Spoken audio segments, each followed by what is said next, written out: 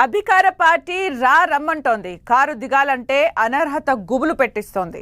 వాస్తవానికి BRS విలీనానికే sketch వేసింది కాంగ్రెస్. కానీ గులాబీ కండువా మార్చాలంటే ఆలోచిస్తున్నారు ఎమ్మెల్యేలు.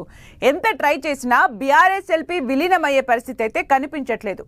దీంతో జరిగిందేదో జరిగిపోయింది. ఇక ఎంతమంది వస్తే అంతమందిని చేర్చుకుందామని కాంగ్రెస్ ఫిక్స్ అయినట్లు తెలుస్తోంది. ఈ నేపథ్యంలోనే మరో 5-6 కారు పార్టీ ఎమ్మెల్యేలతో టచ్ లోకి వెళ్ళింది కాంగ్రెస్. ఇంతకీ హస్తం గూటికి చేరేందుకు రెడీ అయిన ఆ ఎమ్మెల్యేలు ఎవరు?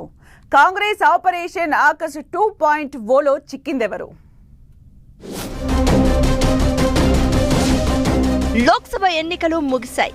సీఎం అమెరికా టూర్ అయిపోయింది. రాజ్యసభ ఎన్నిక పూర్తయింది. ఇప్పుడు స్థానిక సంస్థల ఎన్నికలే కాంగ్రెస్ టార్గెట్. అందుకే ఆపరేషన్ ఆకర్ష్ 2.0కు స్కెచ్ వేస్తోంది కాంగ్రెస్. కారు పార్టీ దాడి రోజు రోజుకు పెరిగిపోతుండటంతో మరికొందరు బీఆర్ఎస్ ఎమ్మెల్యేలకు గాలం వేస్తోంది. వీరు కారు దిగేస్తే అది స్థానిక ఎన్నికల్లో బీఆర్ఎస్ పార్టీకి పెద్ద దెబ్బ అవుతుందన్నది కాంగ్రెస్ వ్యూహం. దానం నాగేందర్తో పాటు ఇప్పటికే 10 మంది కారు పార్టీ ఎమ్మెల్యేలు హస్తం గూటికి చేరారు.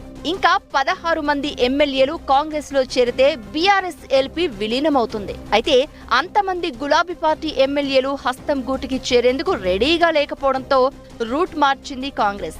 ఎంతమంది వస్తే అంతమందిని చేర్చుకోవాలని భావిస్తోంది. ఇప్పటికే మరో 4 బీఆర్ఎస్ ఎమ్మెల్యేలు కాంగ్రెస్ తో టచ్ లో ఉన్నట్లు తెలుస్తోంది. వీళ్లకు రేపో మాపో కండువా కప్పేందుకు రెడీ అవుతున్నారు హస్తం పార్టీ లీడర్లు. వీరితో పాటు మరికొందరితోనూ చర్చలు సాగుతున్నట్లు ప్రచారం జరుగుతోంది. అయితే ఆ ఎమ్మెల్యేలు ఎవ్వరన్నదే ఇప్పుడు సస్పెన్స్ గా మారింది.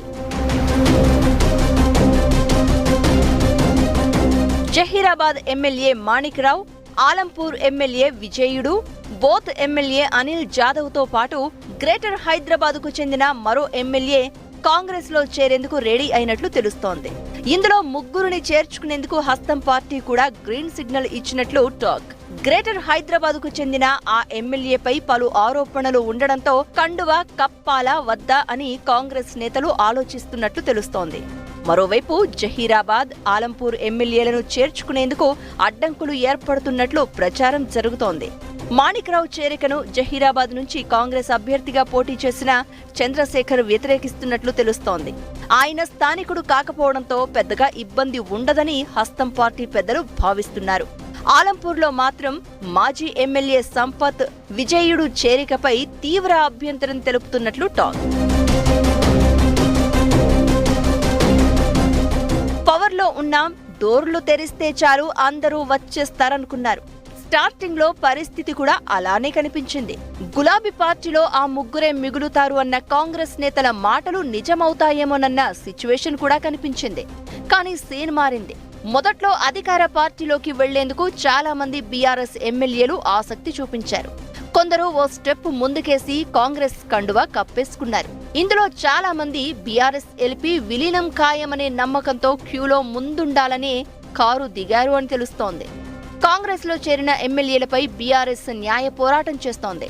దానం నాగేందర్ పై అనర్హత వేటు పడేలా చేసి ఉప ఎన్నిక వచ్చేలా స్కెచ్ వేస్తోంది. ఇదే ఇప్పుడు జంపింగ్ జపాంగులకు టెన్షన్ పెడుతోంది.